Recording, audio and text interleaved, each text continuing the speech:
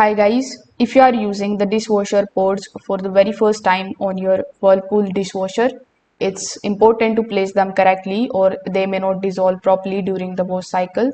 So in this video, you are going to learn how you can use the dishwasher pods the right way for the best cleaning results.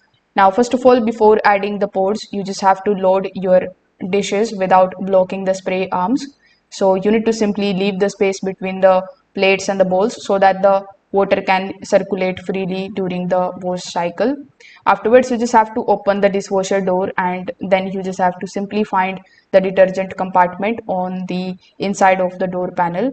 Now, this small compartment is specifically designed to release the detergent pod at the correct time during the cycle. So you need to take one pod with the dry hand and then you just have to place it directly in the detergent dispenser.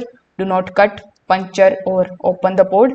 Also avoid placing the pod loosely at the bottom of the dishwasher because it may dissolve too early before the main wash starts.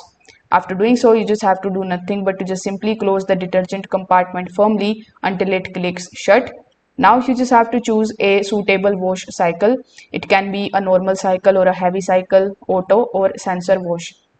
So the best results for best results, you can just simply run the kitchen sink water until it becomes hot before starting the dishwasher. So you can store the dishwasher pods in a dry place because the moisture can cause the outer coating to stick together and partially dissolve before usage. So that's how you can do it. Thank you.